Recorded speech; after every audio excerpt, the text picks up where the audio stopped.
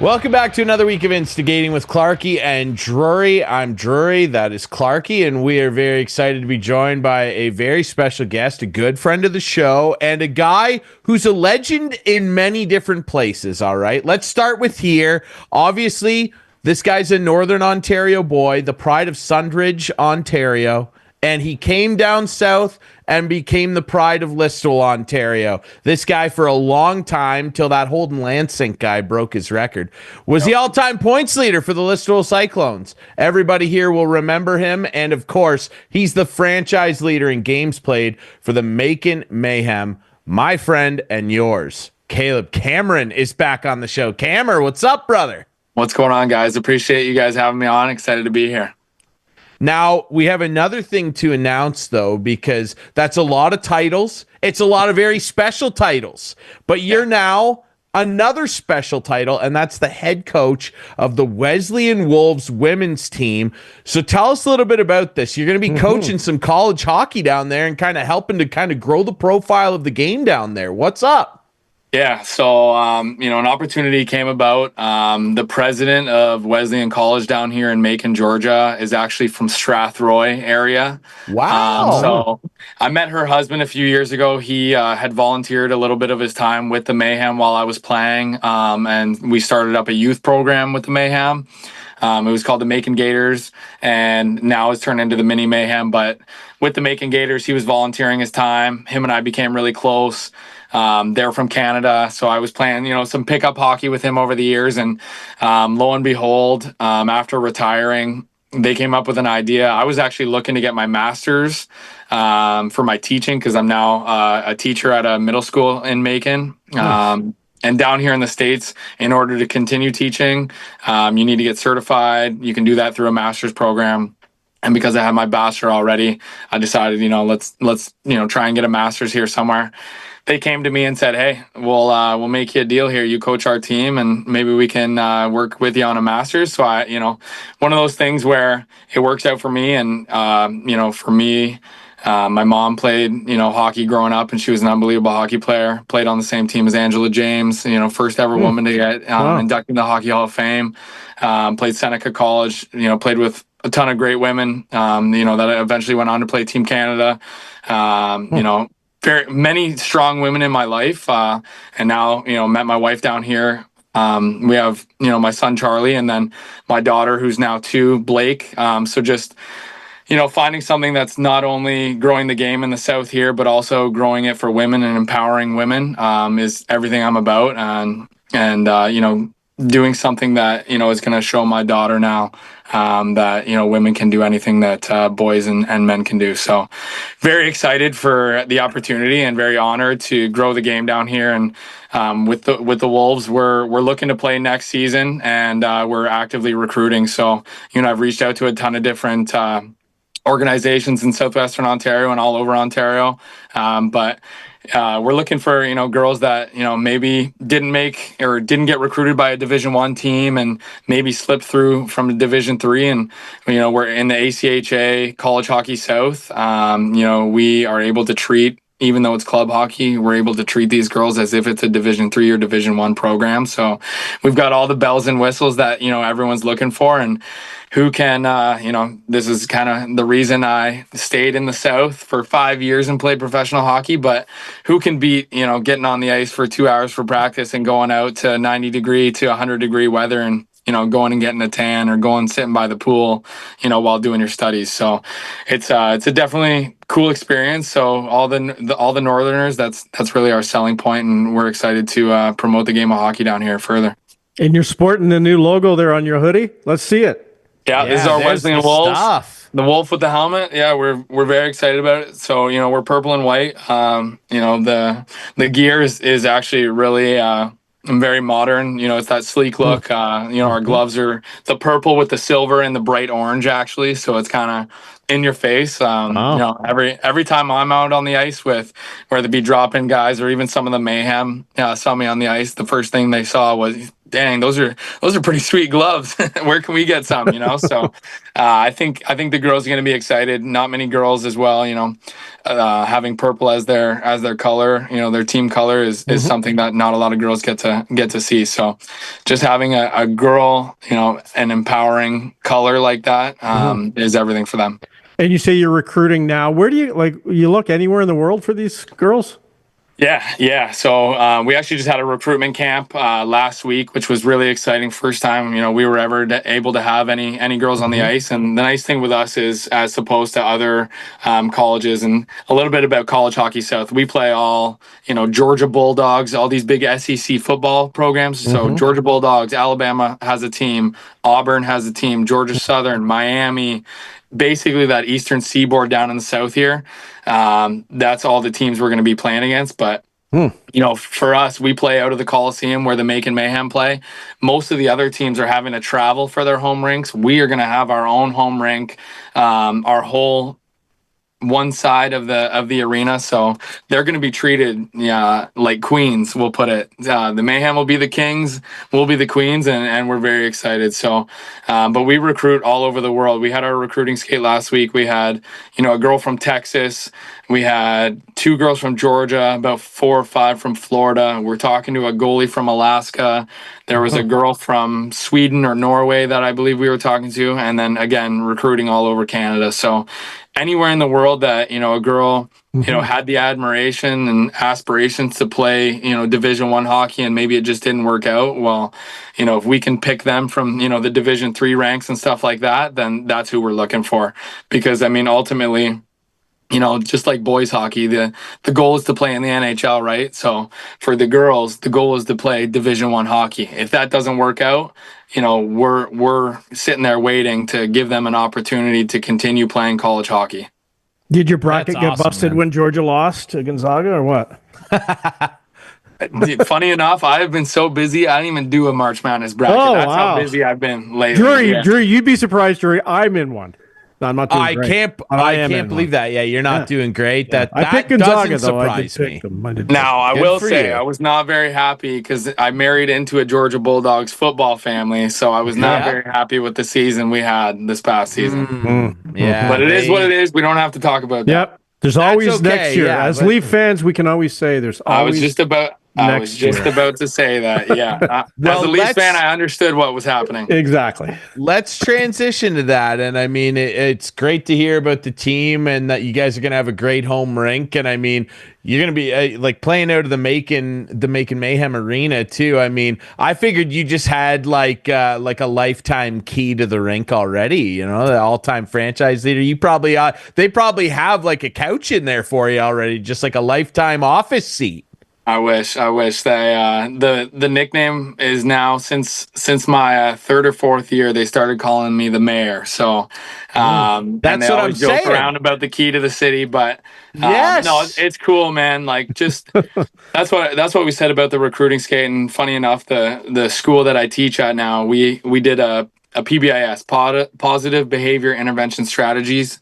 It's a program where we reward kids at school, and we actually took 300 students last week on my birthday, actually on Thursday, to a Mayhem school day game. There was 6,000 kids in there. Wow. Screaming, and to have on my birthday, let alone to have 300 students from our school who look up to me as a PE teacher and coach, with my jersey hanging in the rafters was pretty special, right? Like just having those kids, really it hit home for them that like, hey, this is my teacher. This is what he did. Maybe this is what I can do one day, and really be looked up to like that was very special for me. So yeah, it was pretty cool. Maybe not the couch, but just that experience of having kids that you're with every day, and a lot of the kids I work with every day are inner city kids that come from nothing, and for them to just have a positive role model in their life to look up to like that it was pretty special. So yeah, absolutely, buddy. Well, I know it was your birthday recently. I shot you a little happy. I mean,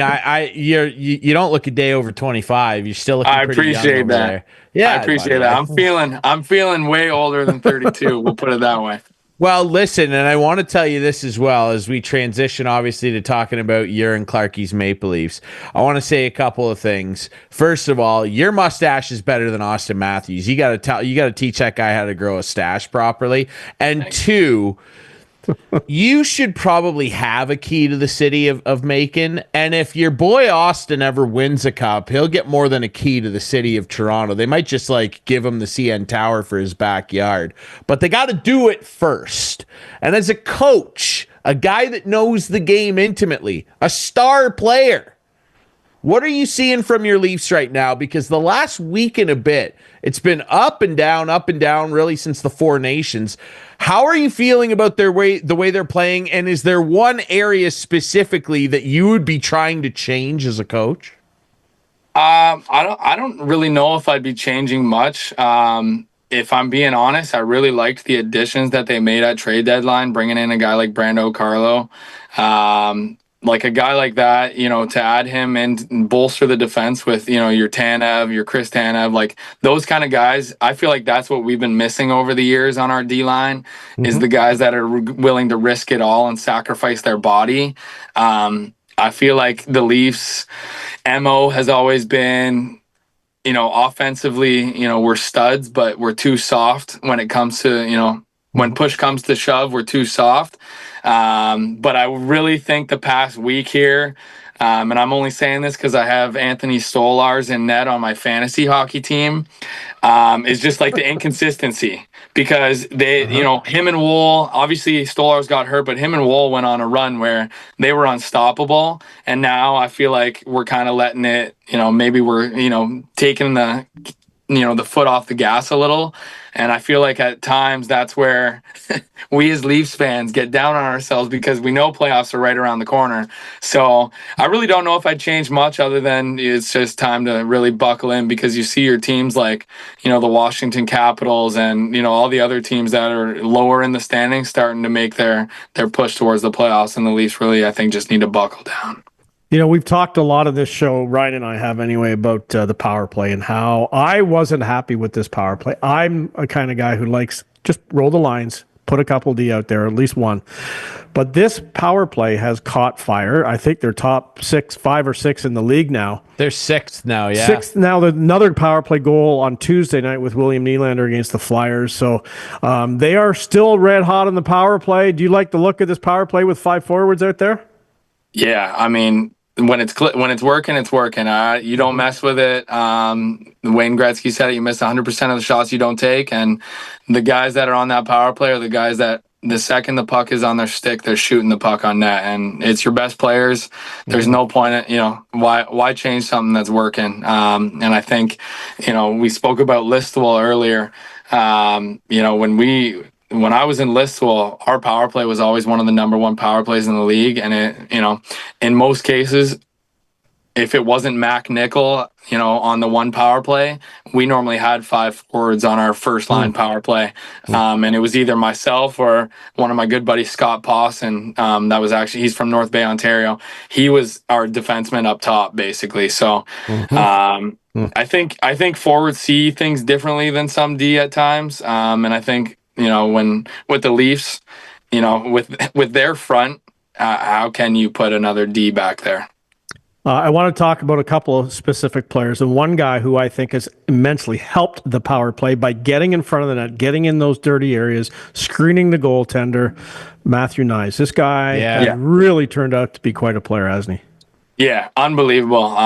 Just like knowing what he was in college and then coming in. And I think a lot of people thought he was going to do better his rookie year, but I think I'd rather see someone slowly progress over the years and get to that player that we're hoping for than a typical Toronto player, have a stellar rookie year and then fall off, right? So I know I keep throwing daggers at my team. That's okay.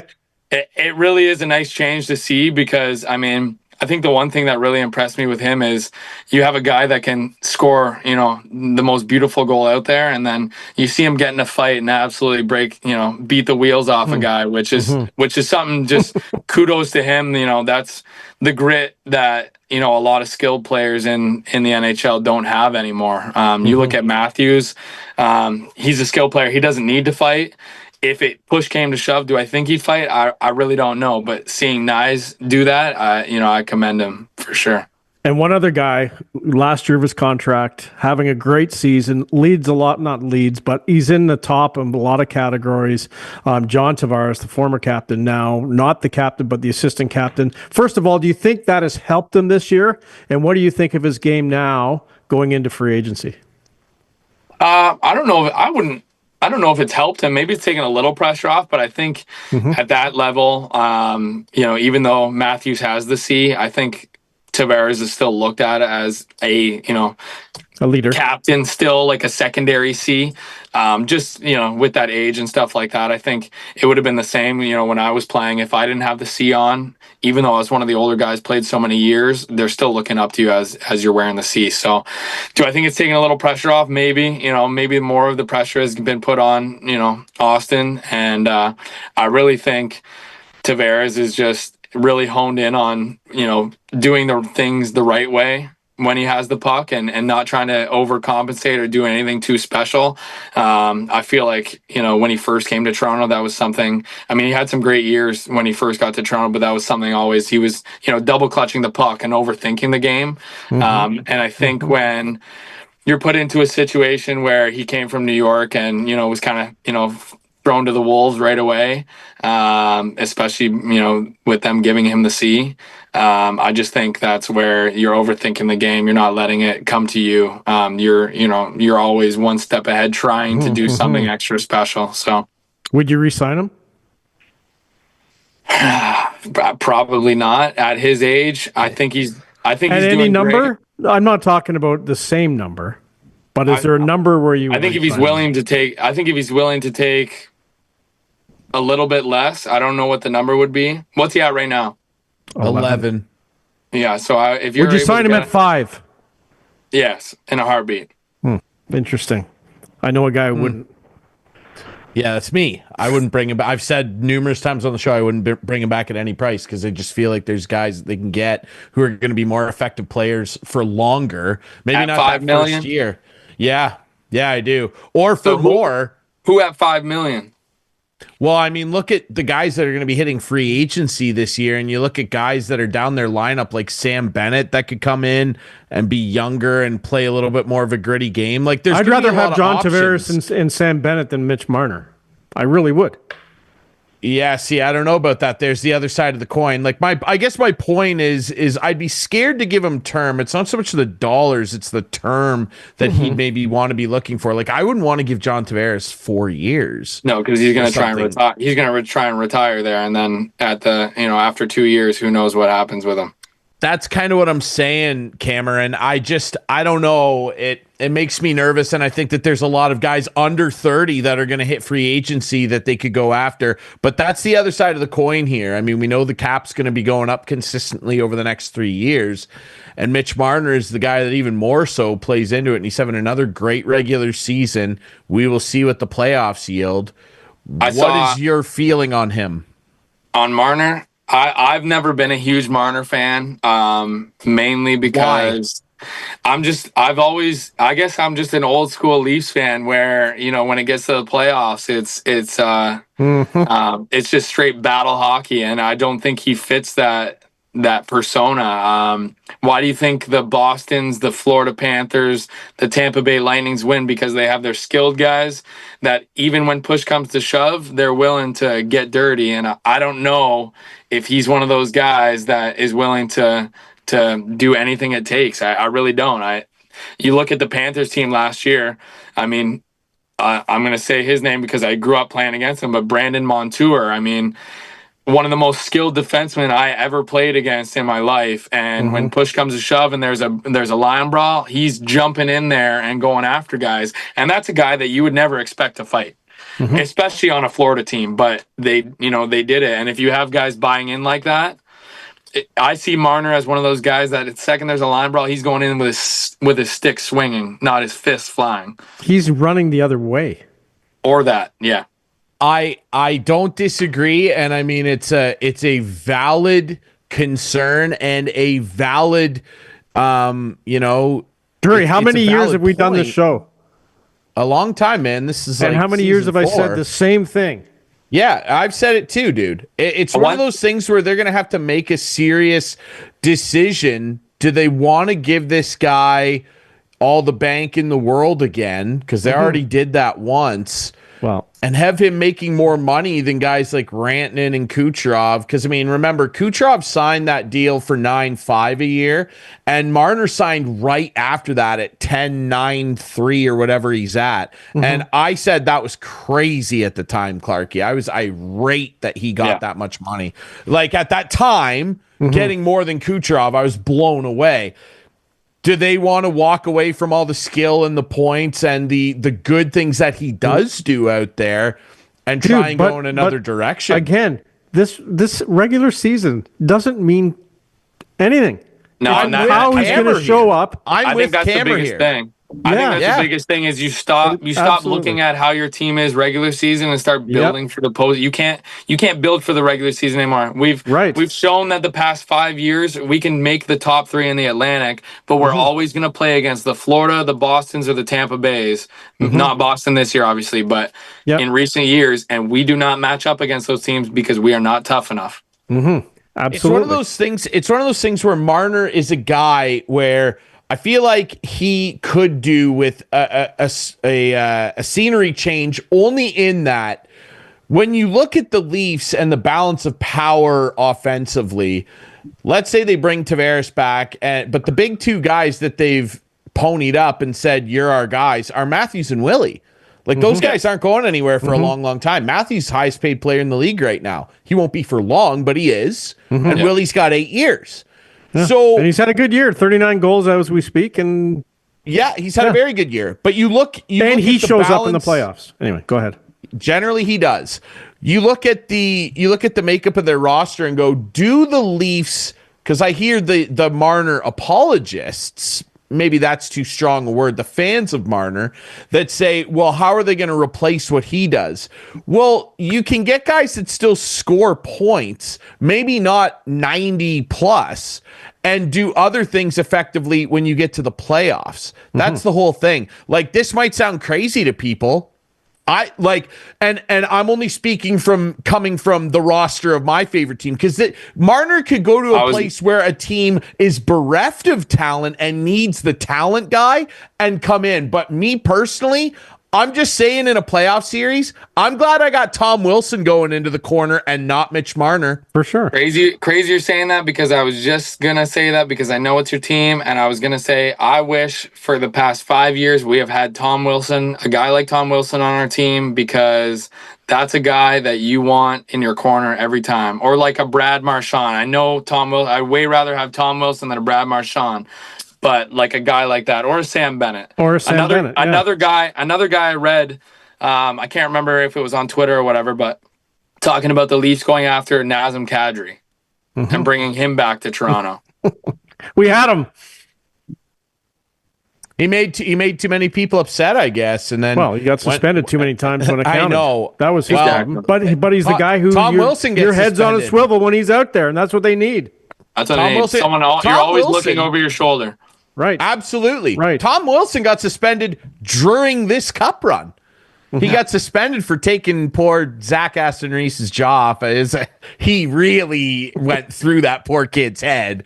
But he came back and he scored in the cup final, and he scored against Tampa, and he's a 30-goal scorer this year. It's just a freak of a man. When the playoffs, that's the thing. People that look at the points, when people just look at players' points, it always kind of makes me go, how many games do you watch, or do you just monitor your fantasy hockey team?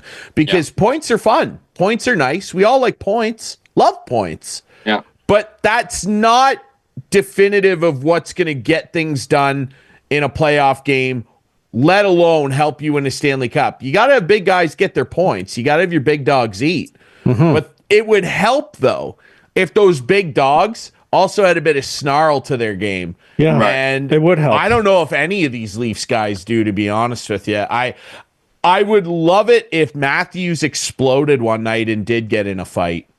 Yeah, I think it'd be good for him. Me too. He's got to stop laughing if a guy grabs him. I think it would be good for him, yeah.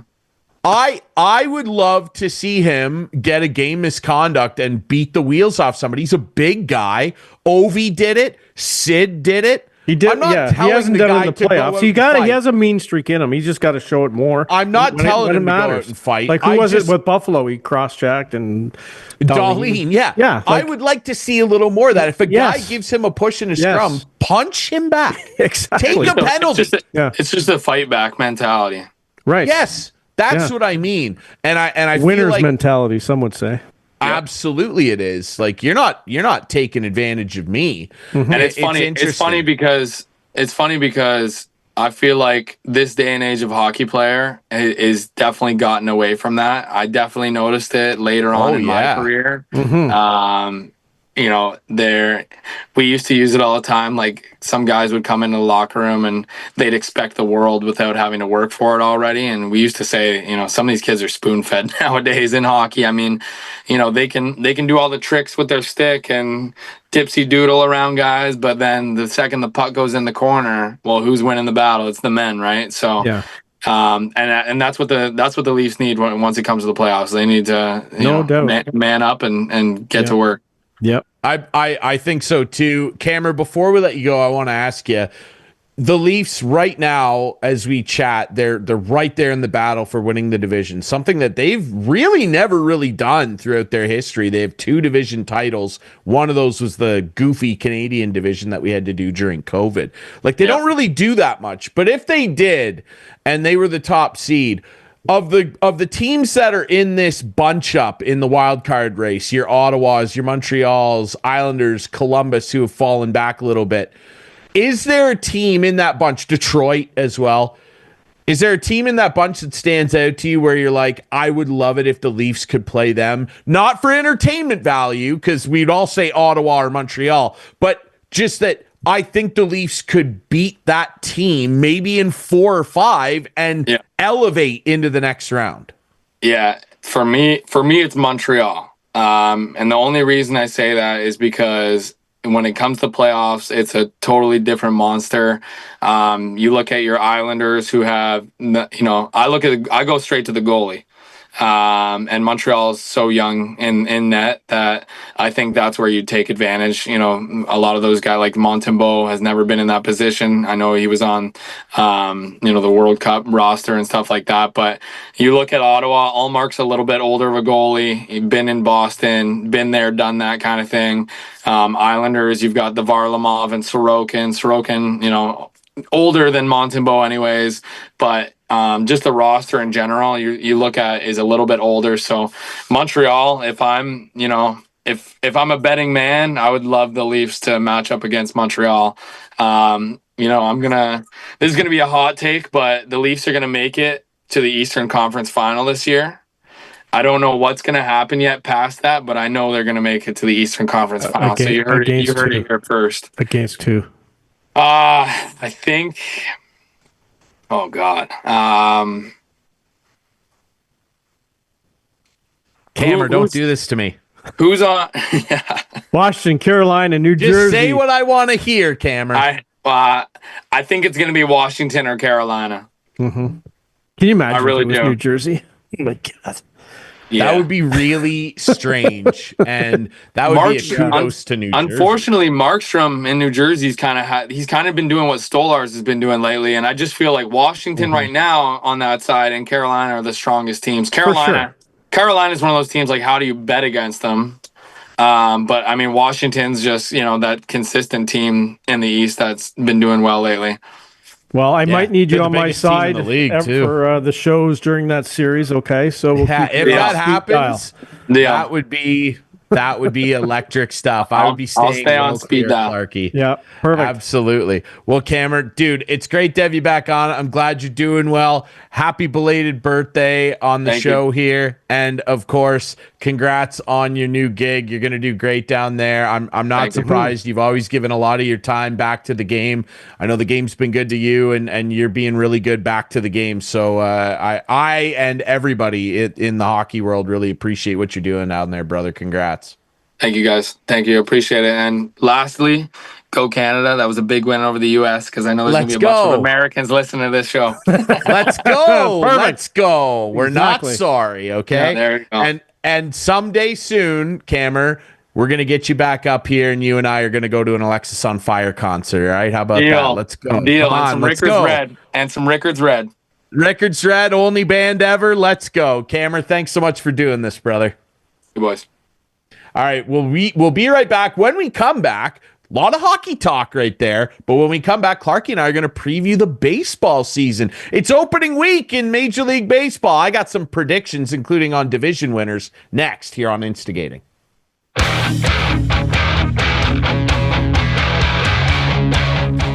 Welcome back to Instigating with Clarkey and Drury. Lots of Leafs chatter. And of course, Clarkey. Yeah. That's appropriate. I mean, the playoffs are not far away, but you know what else is right on deck as we record this?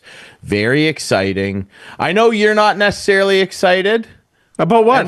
And we'll have to bring you back around about opening day in baseball. Well, hold on. I watched a game last week.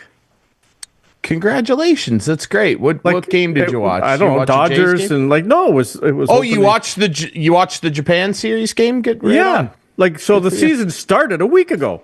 They did those special Japan games, which was really cool. It's cool, but it just I don't know. Well, I don't think you should be playing Major League Baseball games while other teams are still playing spring training games. I understand that. It's just more of the trip factor because the guys have to get completely readjusted to time zone, right? Like we're talking other side of the world here, right? Yeah. And playing baseball is very strenuous. I get it. It is. It is not, Drury. It is not. Clarkey, if I put you at DH, you wouldn't make it 10 games into the season without being like, I have to stop. Why? Because 4 at bats a day? That's all I would. Dude, you are ridiculous. Baseball is the easiest sport ever. What? I'm not saying to play and to succeed. Dude, I'm just saying on your body. It is so. What's easier? You're killing me right now, dude. What's easier? That's crazy. Hockey? 162 Basketball? games. No, hockey's not easier. Basketball? Football? I would argue easier? basketball. That's a coin toss. And by the way, soccer. By the way, I don't want to disparage my Canadian Football League, but there was like a quarter of the fans that would show up at an Argo game at that Canada-U.S. bronze medal game. That was in the United States. It was in Inglewood, California. It was in the It was United States. embarrassing. I was like, I know. this is for like the bronze medal here. Canada, Of U.S. the Nations League, yeah. And we won. CONCACAF Nations League. Yes. Get it right, Drury, when you're talking about my sport. Well, I'm a soccer fan, and most footy people out there, when I say Nations League, they just know it's CONCACAF, okay? I don't have to say the NHL I think Stanley soccer Cup playoffs. is dying. I really do. With that In the many United people. States, I don't know about that because of the amount of people that are down there. The other thing, too, is not to get political, but should the World Cup really be in the United States? I don't know, dude. I don't either. Anyway, let's get back to baseball. You're killing me here. I want to bring something. I want to start with something, day. okay? Adam, Please. bring it in. This is the new banner they're going to be hanging at Grapefruit League champions. They're going to hang this at the Sky Dome. The Toronto Blue Jays, the Toronto Blue Jays are the 2025 Grapefruit League champions. Fox Sports put out a great banner. The Jays are thrilled. Oh boy. They're not going to do anything, man. Here's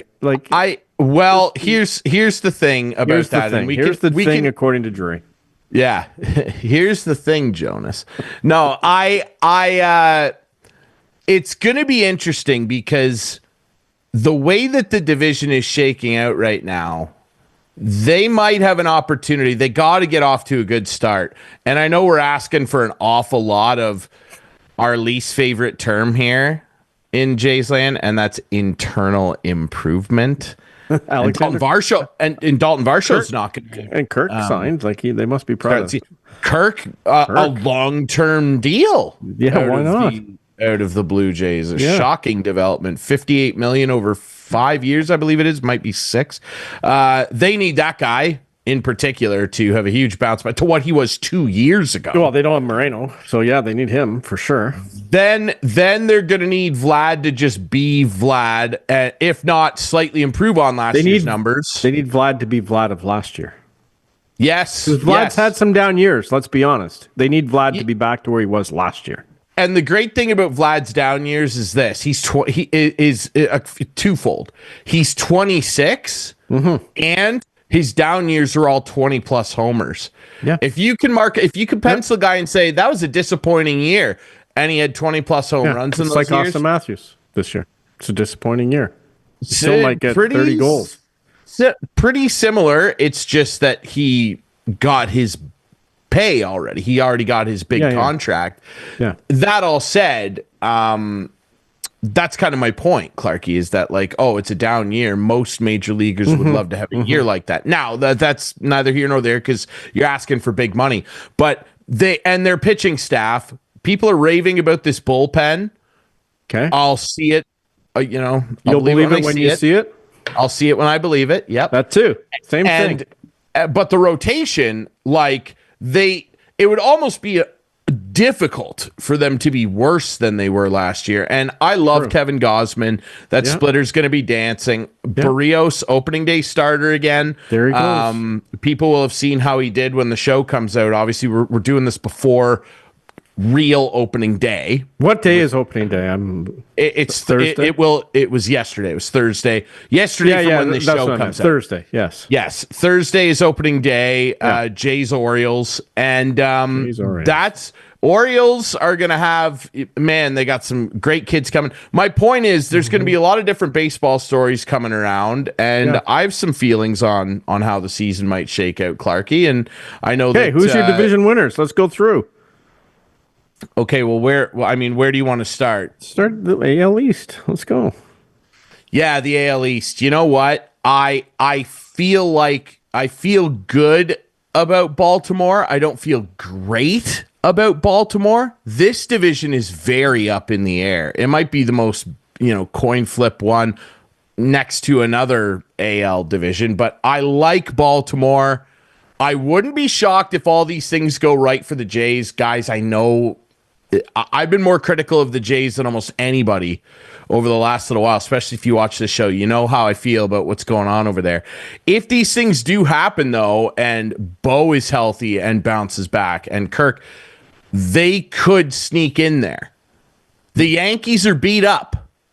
Giancarlo Stanton's hurt. There's their DH. That's a lot of pop out of their lineup. Bellinger comes in to replace Soto. That's not a like-for-like replacement as much as I love Belly. And, Garrett Cole, the monster at the top of their rotation, is out for the year. Luis Heel is going to be out for a long time. I don't love the Red Sox. I don't think they did enough. I like some of their young talent. The Rays... the Rays will win the division. They'll turn around and they'll have 6 prospects no one's ever heard of, and they'll turn. And no one will and no one will heard of them in Tampa after the season. Exactly, or there'll be guys that they traded that got in trades like they usually do, and they'll turn into superstars because no one watches them. And that stadium debacle down there's a joke. I like Baltimore for the AL East. I like Baltimore. Don't be shocked, though, if the Jays do pull something miraculous off with like a 92-win season. Give me Baltimore. Is Tampa playing? Yeah, they're not playing in the Dome. Where are they playing? I actually don't know. They are going to play in the Dome because they're going to repair it. Oh, I thought they were. Okay. But they're playing. That's how much we know about baseball.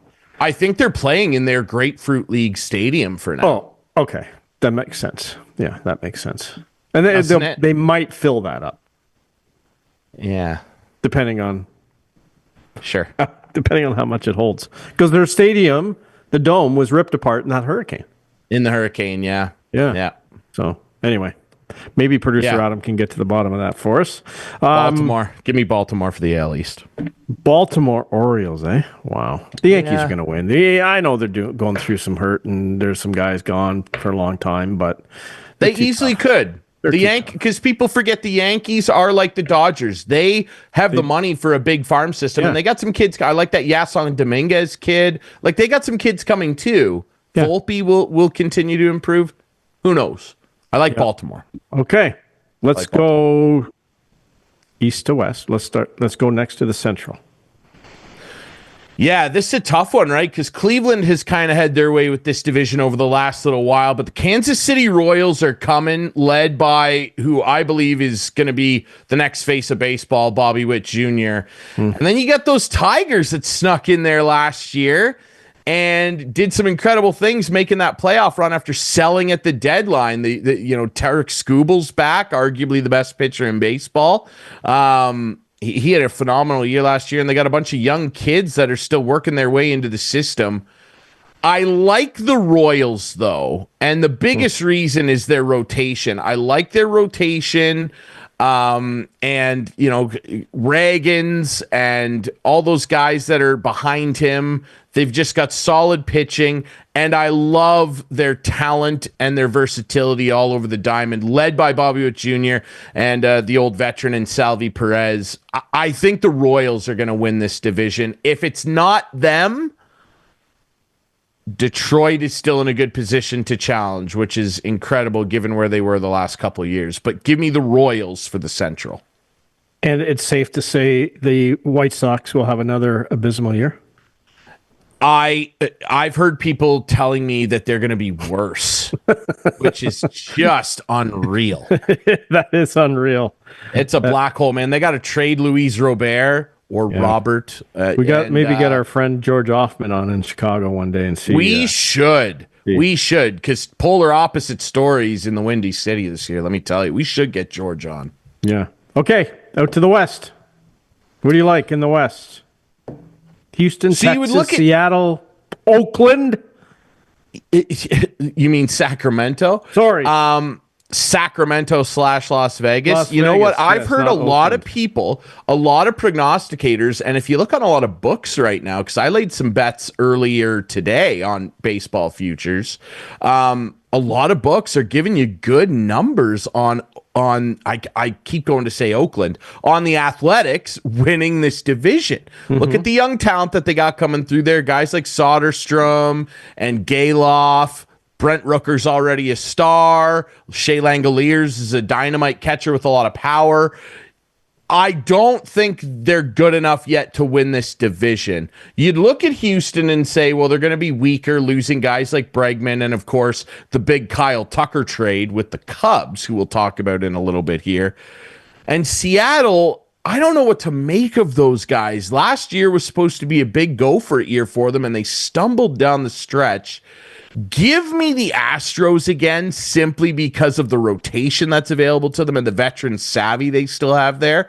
I don't feel good about that one either, though, because the Rangers are looking for a big bounce back year, 2 years out from winning their first World Series. And apparently Jacob deGrom is healthy.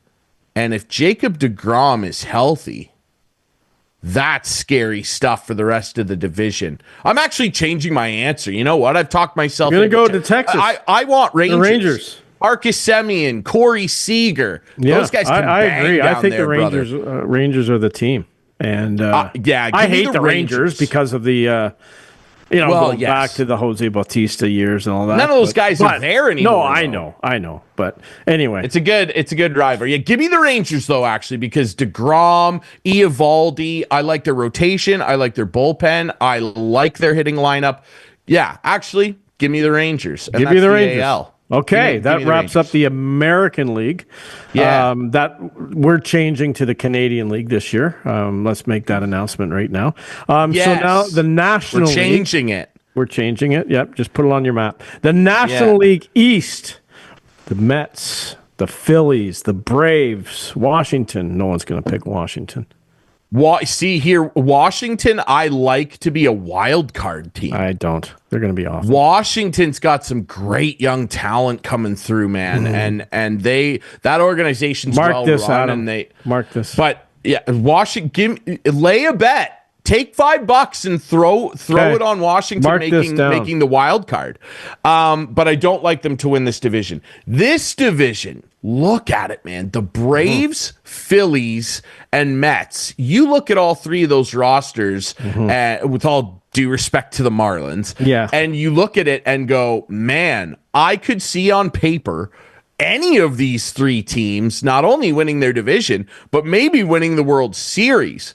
And I won't waste any time here because I'm confident in this. I like those Phillies, and I actually like the Phillies to win the whole darn thing. Canadian manager, right? Yeah, absolutely. Rob Thompson. Yeah. And it would be great to have him on here when they do that because the Phillies are going to win.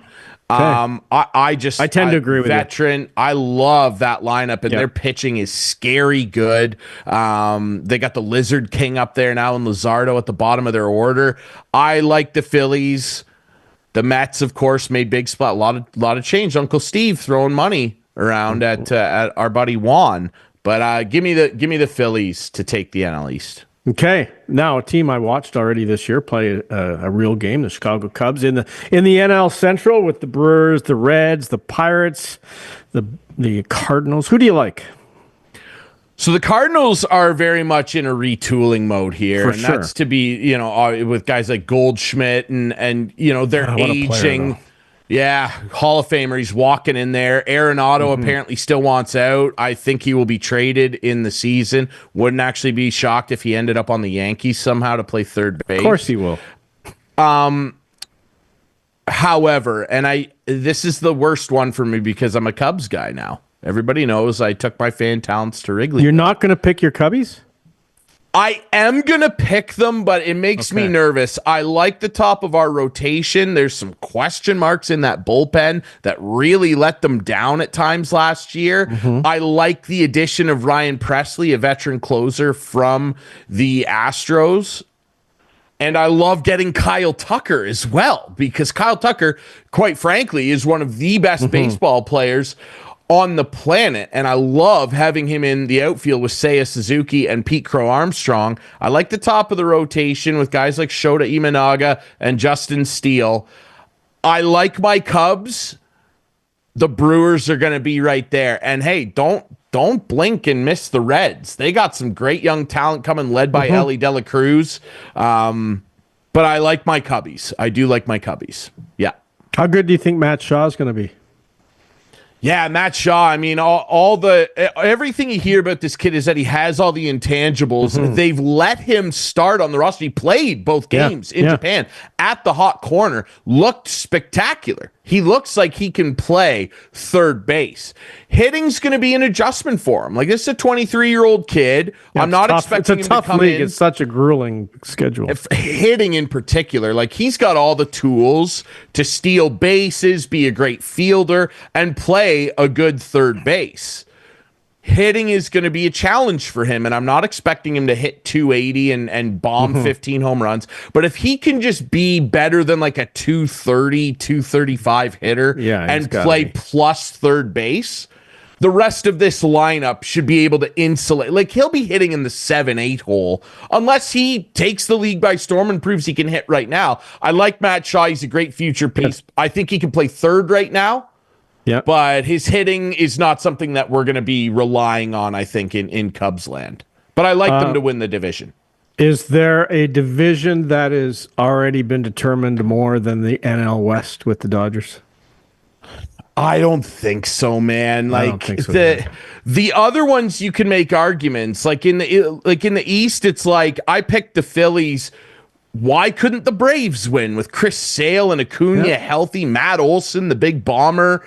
You know, the AL East, what a crapshoot that is, especially with the Yankee question marks.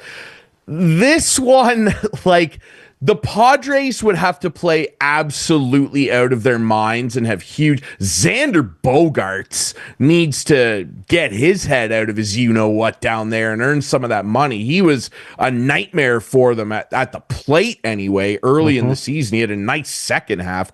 Tatis is unquestionably one of the most talented all-around players in the game.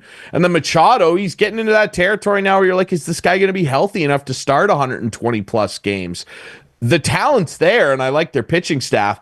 But when you compare them, and I like the D-backs too. Arizona, they spent a lot of money and brought Corbin Burns in there. They got great young players. Jordan Lawler's on his way. But when you look at that Dodgers lineup, it's like, how on earth could you bet against a team that rolls out Mookie, Freddie, Shohei. And then you look down the lineup at the rest of like their role players, Chris Taylor, Kike Hernandez, guys like that were on that World Series team. I just look at the Dodgers. They spent a boatload of money on that Roki Sasaki kid to add him to Yamamoto and Glasnow. Like, that's a murderer's row in baseball on both sides of the ball. Their bullpen is worth more than some team's starting lineup. Pittsburgh. Yeah. So the real question with the NL West is, do the Dodgers win over 110 games? And I think they won't, but it'll be like 108. They're winning 100 plus games, the Dodgers. All right, so they're gross. Let's go. American League champ. Who's in the World Series? AL champion, NL champion. So I already said the Phillies. I mean, I think the Phillies win the World Series. Yep. Okay. And I think that they might end up facing the Kansas City Royals. Wow. I really do. Something about the Royals down there. It's the right kind of mix. Savvy veterans and Salvi Perez and guys like that. A really talented pitching staff and bullpen, and that young star power led by Bobby Witt. I think that I know some people are probably going, that's crazy, man. Tell me an AL team that you think is a shoo-in. It's not the Yankees. There's no shoo-ins. I don't think there's any shoo-ins. It's not Baltimore. No, I think there's a dark horse who I'm going to go out on the limb and pick. Boston. Let me have it. Just a balanced team. Boston, LA in the World Series for me. That'd be crazy, man. That would be crazy stuff. Mookie coming back to play the Sox. Yeah. Oh my God, that would be crazy. One of the worst trades in sports history.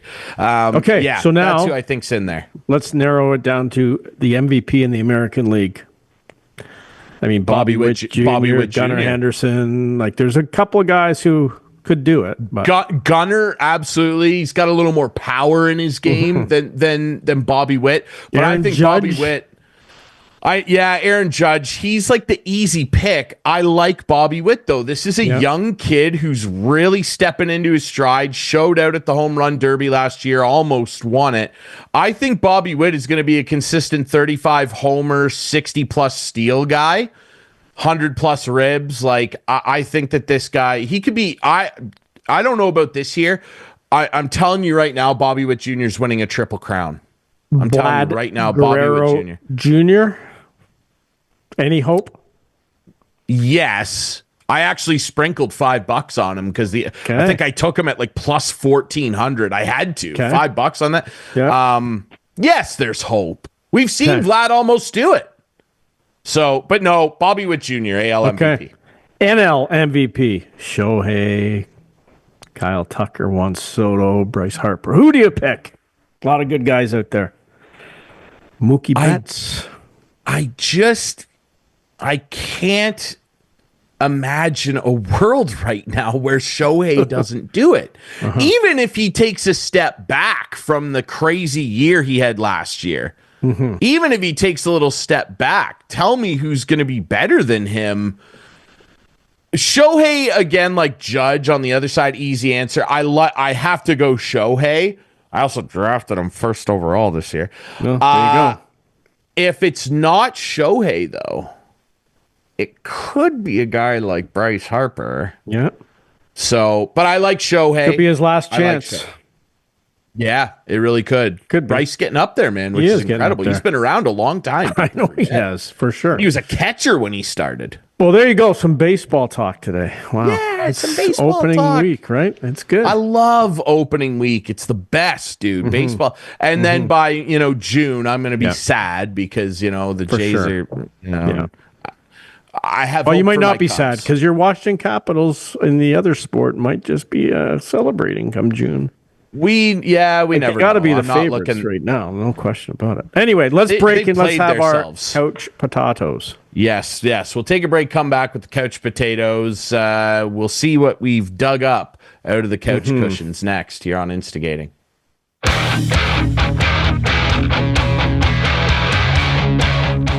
Wrapping things up on Instigating with Clarkey and Drury, and a great chat throughout the sports world. Baseball preview, chatting about the Leafs, Wesleyan College, obviously, our buddy Caleb Cameron, former Listowel Cyclones. So much fun. One of the best guys ever. And you can see it. I mean, the effort he puts into growing hockey down south. Does he have his own podcast? Gretzky.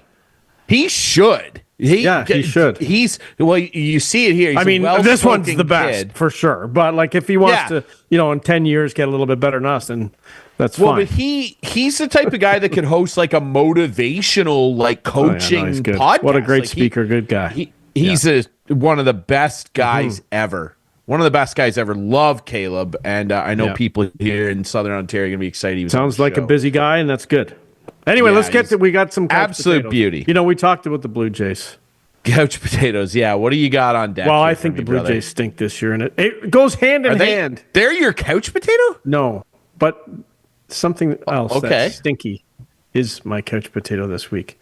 Remember this guy, Pepe Le Pew? Oh, I know what's happening. You know the first voice of Pepe Le Pew? Mel Blanc. I know it's Mel Blanc. Yeah. Well, I think it's Blanc. It's Mel Blanc. Yeah. And he did like a ton of the Looney Tunes voices. I always knew him as Mel Blanc. Anyway, so it's not Pepe, but it is a skunk. Now, producer Adam, roll it in. This is live video. This is live video of our producer Adam coming home one night. Oh God! And if you watch the bottom portion of your screen, you are going to see a little. Are they a varmint? Say hello to my. I don't know. Are they a varmint? They're a rodent. There it is. Okay, now it's spotted. Adam had to go back in the vehicle, and there was a little movement. Now Adam's getting out again, and watch the deck. Here it comes. It's going to jump up on the deck from the left side. There he is. There he is. Adam, I've never seen Adam, and I've never ever seen Adam move faster in my life.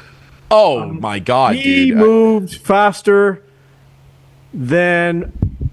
He was Ricky Usain Henderson Bolt. stealing second He base. was Usain Bolt right there. Ricky taking second. Wow. Adam was in full motion. He was Thank in you full for motion. The credits on that. You know what? Skunks are supposed to be good.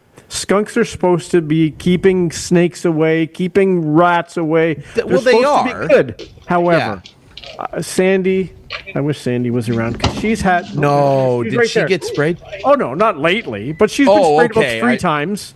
About 3 times. There she is. Look at her. Sandy. Right on cue. Sandy's there. knows. He knows. You said the word skunk, and Sandy had a dramatic flashback. Yeah, it was like a Vietnam flashback in a movie or something. Exactly. Sandy, So Sandy's been poor sprayed Sandy. a few times, and it's they are good. They are good for the environment. They keep a lot of mice and stuff because they're omnivores. You don't want to get they sprayed. stink, I remember dude. walking into the variety store. It was like 10 o'clock at night. Sandy's sprayed.